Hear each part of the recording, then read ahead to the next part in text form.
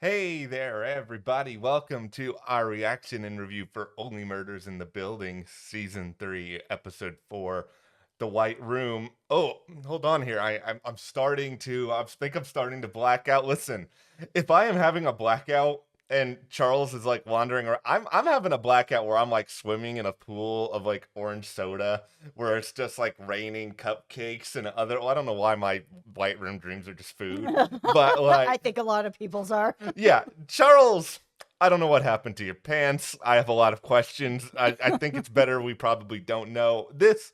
I think this episode was good when it comes to giving us some revelations Mhm. on the Ben Glenroy mystery. We can Yeah. piece a couple of things together. I'm not going to sit here and say that, like, creatively, and the sum of this episode was my favorite. I think it also has a lot of issues. Yeah, I mean, my biggest issue this season has just been that there's not that much focus on the actual podcast and the actual murder. I mean, we had a little more of it in this episode. We had a little more of the three of them together, but just not enough for my liking. It feels like the real focus of this season is the play. It's a tricky thing because I feel like if you're the producers of this show, you probably love Broadway. You're probably like, okay, let's really go for it. Let's take advantage of this opportunity. It's like, okay, Mhm. yeah, we all love Broadway and we all love musical numbers here and there. And I love the one in this past episode with Meryl Streep, but did this one really serve the plot? Like, I don't really feel like, other than where we obviously got with Charles and Joy at the end, it's like the rest of it, I don't know. But, we're going to continue to dive into the mystery of what is all going on here. Absolutely. All right, well, before we do go further, be sure to join our Patreon. We have a link for you guys right in that description below. Monday nights, we do a live stream over there talking all about Only Murders in the Building. We share theories, go back and forth with people. It's been a really fun time talking about that show. Yeah, we had a really fun time last night on our live. So, yeah, join us over there for Only Murders in the Building discussion. Okay.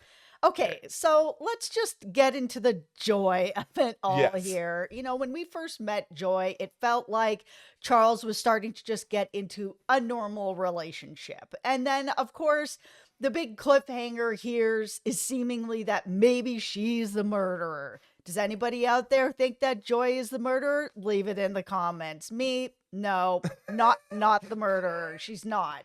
No. They're not going to introduce it that obviously this early on. They've already done that storyline where Charles is with the killer. It's just been done. I would be pretty disappointed in the show if they just were like, let's just recycle it. No one will see it coming. Nah, this audience is really smart. We absolutely will see that coming. Yeah, this is not the end game for this season. I think the larger question here is just, to me, what's going on with Charles? Because at a certain point, the whole blackout thing was funny at first, but he's clearly has a lot of anxiety to the point where whenever he's in Yeah. like really nerve-wracking moments, he is just sort of like completely freezing and going off to some alternate reality. It's like you need to see a doctor about this, Charles. And it's kind of come out of nowhere. Like, yeah, he's under more stress because of the play, Yeah. but he's also done, a million episodes of Brazos, which is also a lot of pressure and a lot of work and very long hours. Like, how come we haven't heard of this before with him? Like it seemingly feels like it's kind of coming out of nowhere. But Mhm. if it is connected to the play and then Joy has moved in and he's not ready for it, I mean, yeah, is it enough? Sure. Yeah, But, I feel like we would have heard a little bit about it for it where he might be like, yeah, this has happened to me before, or this hasn't happened to me before, but I've never been under this much pressure in my life.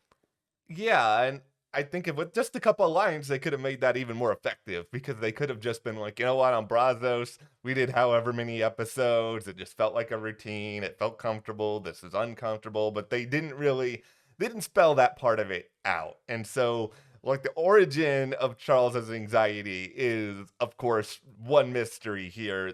The mystery about Joy, what we know is that, and she said this to Charles during the episode. She looked out for Charlie, and it sounds like she did something with Ben Glenroy that, if he ever touched one hair on Charles's head, that, he would have to deal with her. Okay, so she didn't kill him. Let's all put on our All right, tinfoil all right, hats all right. and start to unravel all this. Yes. Let's start back with last season where Charles told Ben, stay away from her. Mhm. That still hasn't come up yet. Yeah. It could have only really been a handful of people, of women that he's so close to that he'd be like, stay away from her. It's Lucy, it's Mabel, it's Joy. Those are the three options that have been on the board since last season.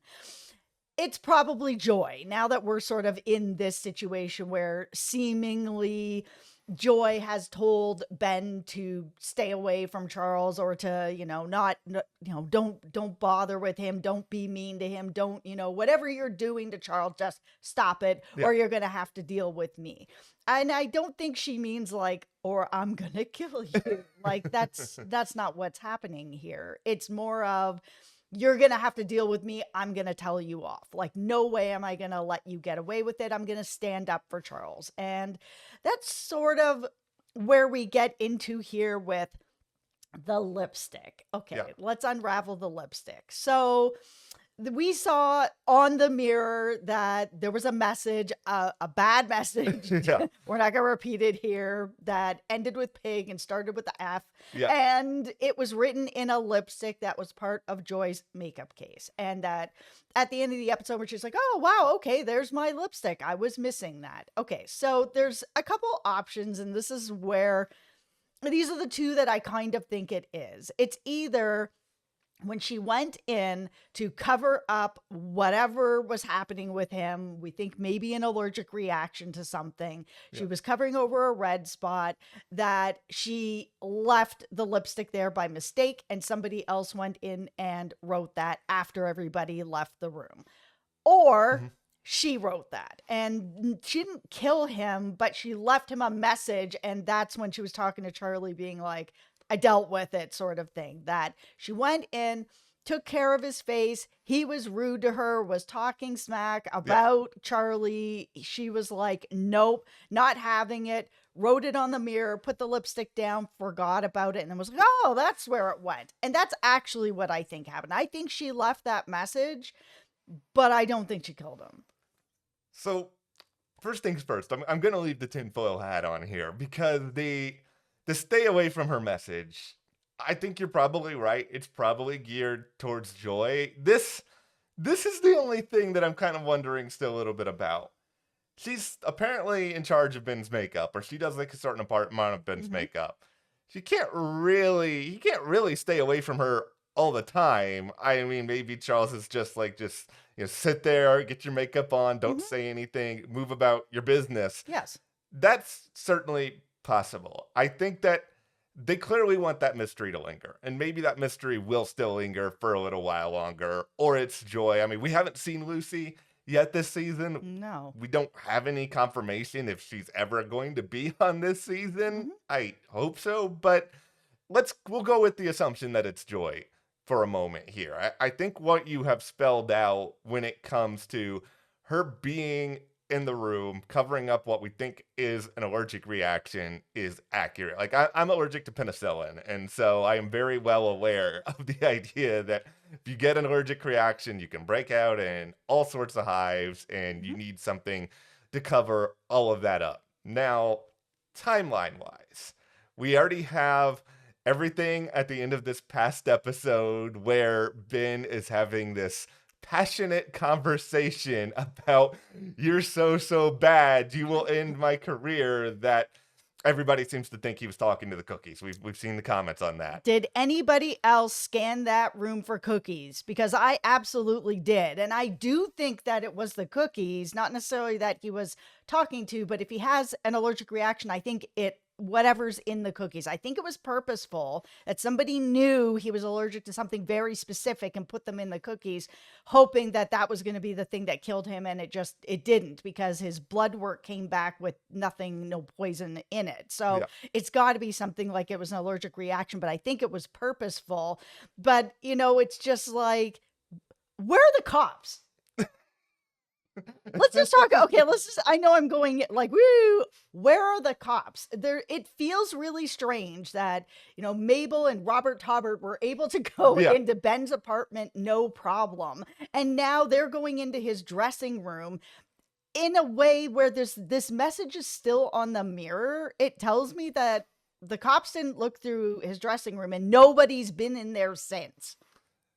I don't know what the issue here is. I don't. Maybe the cops are still in disarray over everything that happened with Michael Rappaport last season, and they're Possible. just like, our investigation skills aren't good anymore. The cop thing is weird. The I think what's going on is that the cookies was before everything with Joy. Clearly, Ben ate all the cookies. Like, if there's no you didn't see any cookies in there. No, My vision skills ain't so great. he ate them. Yeah, he ate all the cookies, and that is an extreme amount of cookies for somebody to eat. He starts to have that allergic reaction. He thinks, okay, it's fine. I've got it taken care of. It's not going to get any worse than this. And then he goes on stage, and then everything just goes completely haywire. Now, I mean, I do wonder this with Ben is that if you know you're having an allergic reaction to something and, if he's starting to break out in hives, I would think he probably would know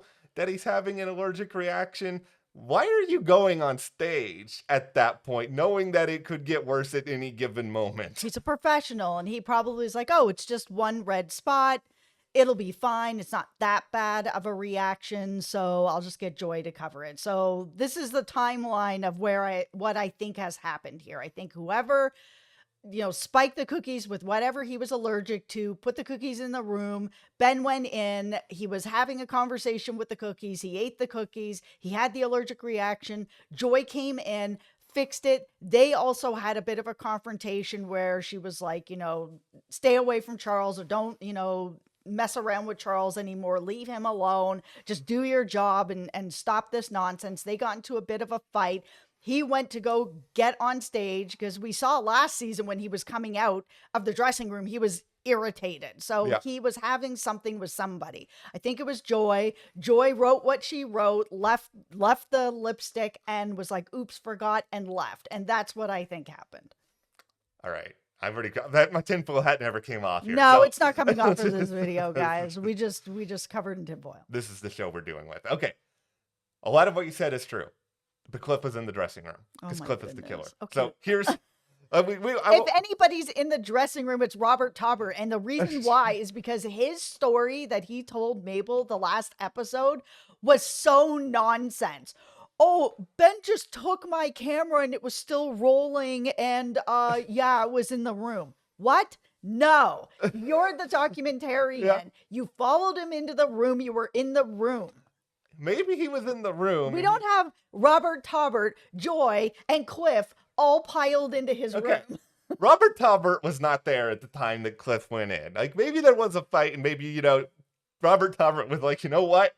I will let you be by yourself, but you better leave this camera on. And if you don't, we're gonna have some serious issues down the line. But Cliff comes in. Cliff presents him with these cookies. In the last review, I kind of mapped out that I think that maybe Cliff and Ben had some sort of secret relationship, and when Ben didn't want to be with Cliff, Cliff was heartbroken and angry, and that this is some sort of crime of passion. And now after the fact, Cliff is just trying to maintain a certain level of, okay, I got to get something out of this. The musical, fine, I'll just go with that really quick without even thinking about it. But I think Cliff was in the room when Ben was doing his whole weird cookie related, you will end my career thing. Because I think whether he's talking to the cookies or he's talking to Cliff about his relationship with Cliff, no matter your read for it, he's a performer.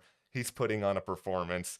Cliff wants to know that he's going to eat these cookies because he wants to know if this is a success. So I think he probably goads him into eating these. And it's just like, I went through so much effort to get these for you. I really want you to have a good show. Pouring on the guilt, indulging him. So Ben Glenroy goes completely crazy knowing he shouldn't eat all of these, and then knows he's having an issue. He's probably irritated, upset at himself. Why did I just eat all of these? Here comes Joy to try to fix it because he's already in a bad mood. He's lashing out at Joy. He's being a jerk. Joy then has her own sort of retaliation, as you mapped out with the, Mhm. I think that's right. We don't think Joy killed him, but No.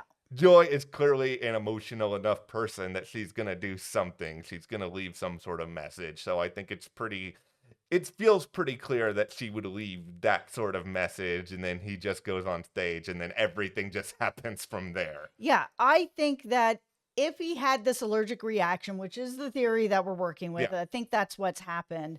Whoever did this did it purposefully. I don't think it was an accident. I think it was on purpose. yeah, So whoever did this would have to know him somewhat intimately. So to know that he has this problem. So somebody like a lover yeah, would know that. His brother, Dickie, who I think it is, would know that. It would depend also on, if he's put out what his food restrictions are. Like, I have celiac, so if I'm going somewhere, I gotta let people know I can't have gluten. I'm gonna get really sick. yeah. So I mean, it's possible that there's a few other people that might know it as well, that he did have to tell people there to be like, oh, if you're going to be preparing me food, this is how, it has to be prepared because I'm allergic to fill in the blank here. Yeah. So whoever it is has to know about this allergy. Yeah, and like it just depends on what his allergy is and how vocal he feels like he needs to be about that. Like Mhm. none of this, the hilarious part about all of this is that we spend so much time in this episode trying to figure out what went on in the dressing room. That's not even where he died. Like I know, but it started to lead to yeah, somewhere. That's why I think it's absolutely not an accident, that it yeah. was purposeful, and that's why it gave sort of like opportunity for the person at the party to be like, oh, somebody already tried to kill him. So, I'll just kind of push him down the elevator and it'll be kind of like whoever did it over here can take the blame for it.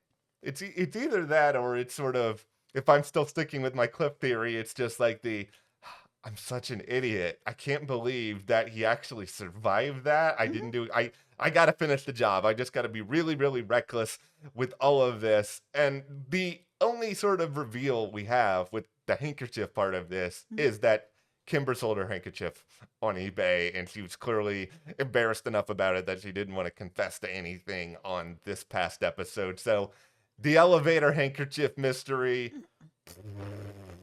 Well, at least with Kimber. I mean, I don't think any of us really thought that it was gonna be Kimber anyways, and it turns out she wasn't really having anything with him, that she was just trying to get him to be part of, her influencer status to sell like this youth serum, sort of what all influencers are doing. Hats off to the show for really referencing the Paul Rudd does not age phenomenon over I the know, course of right? this episode.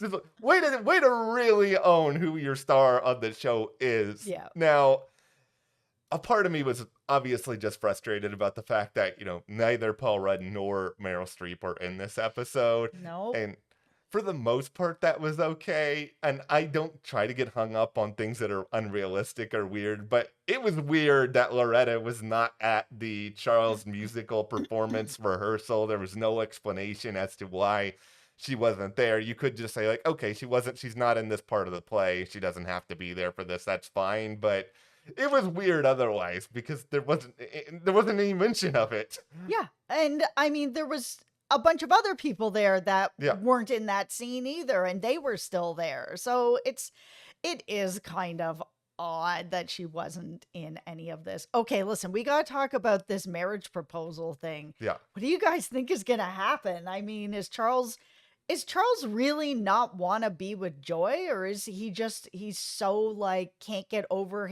his own self to be able to really just enjoy joy? Like, I feel like his relationship with Jan really pushed him into this spot where he's just like, I just don't think I can trust again. Anytime I get close to somebody now, I just think about what happened.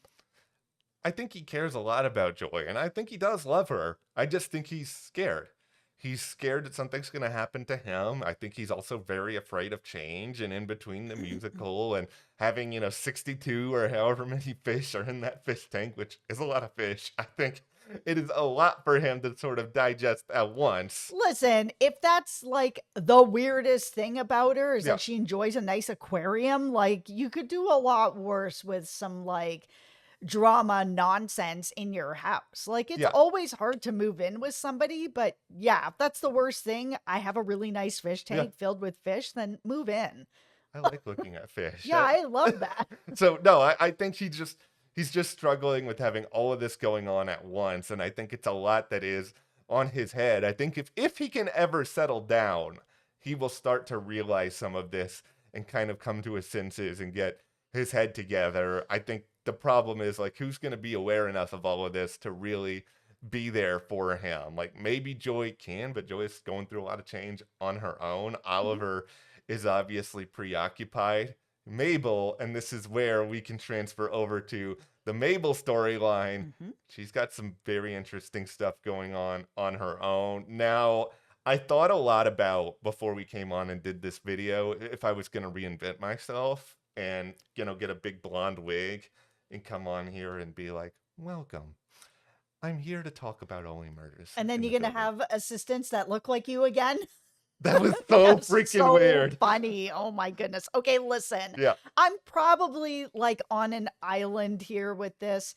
I didn't actually need to see Cinda Canning come back. And unless they're going to like really find a way to make this story more believable for me, Mabel doesn't need Cinda for anything. Like she doesn't need her. Cinda, her whole podcast and her whole life fell apart when it came out that there was sort of this manufactured story with Poppy and everything, Becky Butler and everything that happened. Yeah. It's just like she needs Mabel to have a comeback. Mabel doesn't need her for anything. Like if she really needed to find like a producer or, money or sponsorships or whatever for this, she can do that on her own. I'm sure people have reached out. She doesn't need Cinda. Here's what I'm worried about.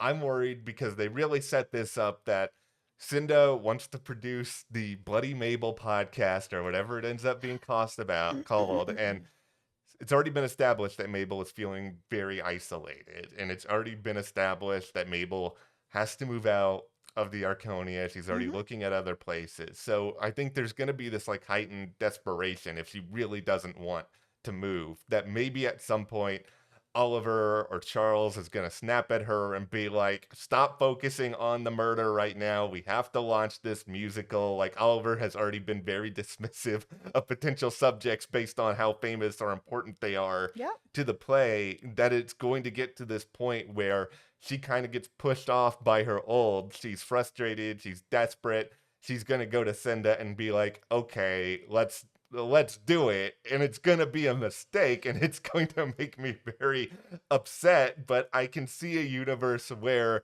this happens, and I guess if that happens it justifies bringing Tina Fey back. It is just sort of weird that we have Tina Fey in this episode and we don't have Meryl Streep, who I'm assuming they just didn't want to pay to sit in a room while Charles is performing. Yeah, like I expected this, but not with Cinda. I have been saying I'm expecting that the podcast is really going to take off. I thought it would be the three of them where it would really take off, but now it's seeming like it's going to be, Bloody Mabel is really going to be able to take off on her own with the podcast in a different direction because I think she's going to stay in the building and I think she's going to have Sting's old apartment, Yeah. but she needs to be able to have money to make that happen.